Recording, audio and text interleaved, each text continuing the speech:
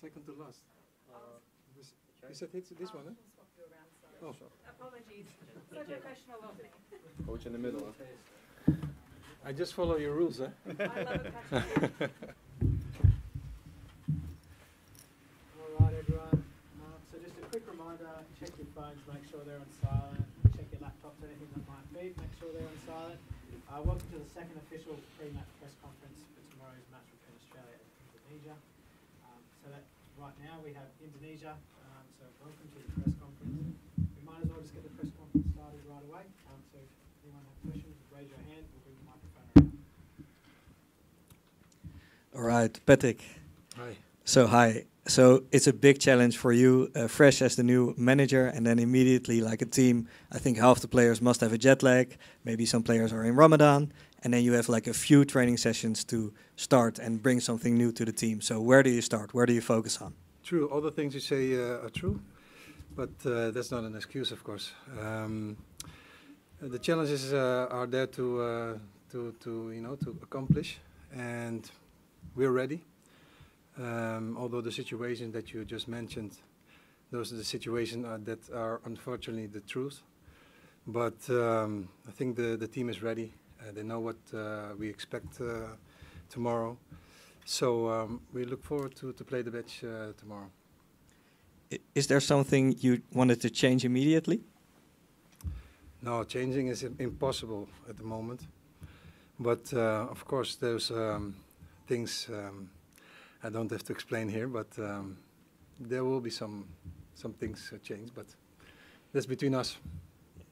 Jay, of course, he's sitting right next to you, Patrick, the new manager. The new technical staff, what's your first impression on what's different from what you are used to with Team NAS? No, of course it's really different. The coach we had was here for 5 years. I've worked with him for a little bit over a year, so I knew him quite well. But the staff we have right now, and yeah, of course the names are already quite big, of course in Holland and in the world as well, because of course the coach had a very good career. So yeah, of course some things are different, but sometimes, yeah, when things change, it's good as well, and it's a good challenge what the coach said already before. And yeah, we're ready for tomorrow, even though we have a new staff, we have some new players in the team as well. But yeah, what I said before, we're ready for tomorrow. Yeah. Patrick, the expectation for you are very high, with many hoping you'll do better than previous coach. Meanwhile, you only held 2 training sessions, including 2 days official training. Yeah. Can you live up to those expectations? If I can. Well, I tried my best, of course. It's not easy. As Jay just said, the coach Inte was there for 5 years, did a very good job. A lot of respect he earned in Indonesia, and well respected. But yeah, 2 days training, players are coming in quite late. But again, that's not an excuse. Also players from Australia came in late, from Europe or whatever. But we're ready, and that's the most important thing. And the expectations, of course, there's always expectation. And we're doing our best to accomplish the expectations. About the players, the public was quite surprised with your decision not call up Asnawi Mangkualam. Do you have any specific reason for that decision? No specific reason, because there are many players that are not in the squad. But the most important thing is the game from tomorrow, and not about the players who are yes or not in the squad. I am very happy with the squad that I chose, and we need to work towards the game of tomorrow. First to Jay, hi. I think I'd like to know, I think as a team captain, yeah, what is your point of view on the arrival of new players coming in, and what message actually you try to give them in knowing that, this is a very crucial match? Yeah. No, I think the federation is doing a great job with attracting new players to play for Indonesia, to play for their family, to play for their country, like me as well, like I did over 1 year ago. And no, I think they're doing a great job in it. And for me, my message is when new players arrive, that even though we come from different parts of the world, we were born in different places, we still fight for the same colors, and we still have a duty to defend and represent the country. So that's more or less what I'm saying. And I think everybody that has arrived now, even though it's been a couple of days and already before with other new players that arrived, I think they've integrated really well in the group. And I think the vibe in the group is really well as well. Okay, and to you, Coach Patrick, how has the team adapted to your coaching style and philosophy? I know you don't really have enough time, right? But we like to know. We're very curious. Well, the training of yesterday was fantastic. I need to say that because we don't have any time to do our thing that we want to do. But the things that we did yesterday and what we're going today give me a very good expectation. The vibe in the group is good. The exercises that we do, they were brought up and picked up very quickly. So the boys are getting very quickly the things that we want from the training exercises. Joey Lynch for ESPN. Patrick J, thank you for your time this evening. Patrick, first for you, you mentioned before about how you don't have much time to change things, so maybe you've answered it a bit, but I'd love you to elaborate. In Jakarta, we saw Indonesia, they defended well, they sat back. Australia had a lot of possession, but didn't do much with their possession and territory. Does that mean that we should expect more of that tomorrow, that you will look to frustrate Australia, hit them in transition and take something from the game? I like to play football and you know, I watch, of course, every games. The most important thing is that we do our thing and respect Australia. So you will see tomorrow what we're going to do. And you've been asked about the limited training sessions you've had with the team, but it's been a while since you were appointed.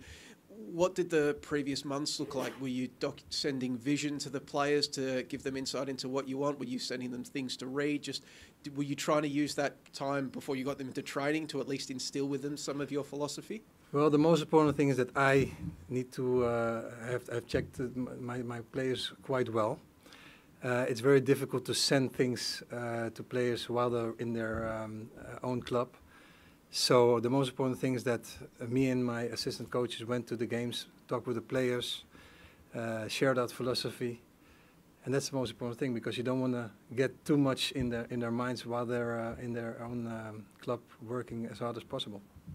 And question for you, Jay. Traditionally, Australia has dominated Indonesia and Asian competition, but we're seeing the new players that Indonesia are bringing in, so many of them that have spent their entire footballing lives, even from childhood, in elite academies, learning the game. Do you feel like we're seeing now a point where Indonesian players can challenge an even better Australian players on a technical and physical level? My short answer will be, we'll see tomorrow. That will be my short answer, but I think, yes, I think we showed already the last year, more or less, maybe a little bit more, that Indonesia is a country that has to be dealt with. I think we've showed it as well in this group, already the first game, what you mentioned, against Australia and also against the other teams. Also in November, the last game we won against Saudi Arabia, which was, yeah, the first time ever also a win in this round for our country. So you see we're developing and building inside the organization. So yeah, going back to my first answer, we will see tomorrow. Hi Patrick, I'm Jasmine from TV1. My question actually relates to the previous question. What do you think is the biggest strength of the Australian national team, and how do you make sure that Indonesian team will be able to beat that? Well, they have a lot of personality in the group. I think that Mr. Popovic did a good job in that. Individual qualities they have as well. They have a very solid group. And what we going to do about this? Well, we have also a very solid group, individual qualities, and try to get Australia on the weak places. Hi Patrick, Devrio Nandi, Kompas.com, Indonesia. As you mentioned before, over the past couple of months since you got appointed, you've been you and your coaching staff have been on a bit of a road trip across Indonesia, having a good look of the state of Indonesian football. What were your main takeaways from that road trip? Well, that Indonesian football locally is really under construction, and they're going to do a very good job in the future. Level could be a little bit better, but I'm very satisfied with what I saw. But yeah, it's such a big country with such enormous potential in its players, in the recruitment. So I'm looking very good, very positive in Indonesian football. On tomorrow's game, the Socceroos have quite a few unavailable players coming to this match. How does this affect your ambition and tactical approach coming to the game? It doesn't affect nothing because, of course, everybody knows that important players are not in the squad, but the players who Tony is going to put up, they have an opportunity to prove themselves as well in the new squad. So we don't underestimate nobody in the squad, and I think we need to focus on our own, but also respect the players of Australia, of course. So Patrick, of course, you are a striker yourself. You've also been a striker coach. Now, attacking quality in Indonesia, that can be like there are a lot of defenders, but attacking-wise, there can be improvements. From so far, what you've seen from the team, how do you rate the attack of Indonesia? That's what you say. that can be proved. Everything can be improved, of course, but I'm very happy about the quality that we have in the group. Yeah, everything can be better. Like I said, we didn't have many times to train, but still got a very good feeling about my team, about my players individually, and we will see tomorrow. You know, we can talk a lot, but the exercises of tomorrow is the most important thing. So you've been, you met the fans of Indonesia as well. They can be very intense. What has the reception of you been with the fans of Indonesia so far? Fantastic. They received me very good. Very happy with the fans of Indonesia. And tomorrow we hope to have a positive result to bring back to Jakarta, to Indonesia. We'll go Joey and then to Nick. Patrick, part of your coaching journey involved working under Ange Postecoglou at Brisbane Roar. I'm not sure if they were Queensland Roar or Brisbane Roar back then from memory. Brisbane Roar. Yes. Could you give us an insight into that and what sort of influence working under Ange and working at Brisbane had on you? Well, it was in the beginning of my coaching period, and what I did in Brisbane was 2 months. I went over because we had the same manager at that time. But Ange is fantastic. That's the only thing that I remember, and it was a really, really long time ago. The influence that Ange has on his team, the way he plays, the way he transmits what he wants from the players is impressive. We also saw that in Tottenham Hotspur, of course. And the way he trains, the way he wants the best out of the players, that really excited me. And I really learned a lot from Ange. And the way he talks with the players, I really respect that. Hi, Patrick. Yeah, just sort of going back to that period where you were in Brisbane. From what you've seen of Australia's games more recently, in preparation for this perhaps, has Australian football changed much in those 14 years, do you think? I think the football of Australia changed drastically, yeah, in a positive way. But I think in football in general in the world is transforming in a positive way. A lot of countries select very good coaches to improve football. And from the time that I was in Brisbane till now, really football is elevated to a different level. A question for Jay. Tomorrow's game is considered by many Indonesian fans to be the most important game in this nation's history. A win tomorrow could put us in pole position for an automatic spot to qualify to the World Cup, a dream that seems incomprehensible just a couple of years ago. How are you handling the prospect of captaining this side tomorrow, leading the team out, potentially changing the trajectory of Indonesian football forever? Good question. Very good question. Now, how I handle it, I just try to focus on everyday tasks. What do we have to do today? We have the training. What's important? We speak about tactically with the staff. We speak about what we have to do. We speak between the players, what this game means to us, and I'm not expecting anything else than our absolute best tomorrow, like we did in every other game so far, and when we represent our country. This is what I already said before about the new players. It's really important that everybody understands that we're fighting and representing our country. 280 million people are on our backs, and yeah, we feel that as well. And that's why, to be honest, for me personally, I don't feel the extra pressure. I just feel the extra support from everybody. So I think this will give us an extra boost, as it has already so far.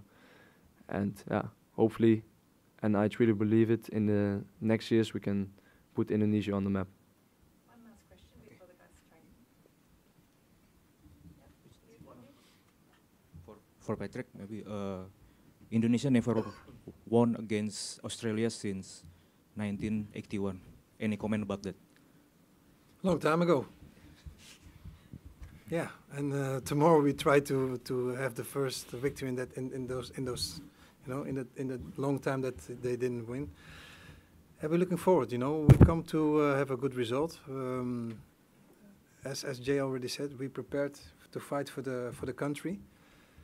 And have a good result. And we can speak a lot of things and discuss a lot of things, but tomorrow on the pitch, then you need to show what you're worth.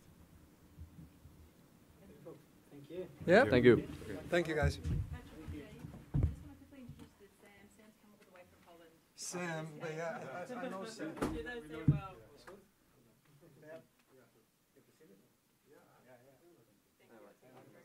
you.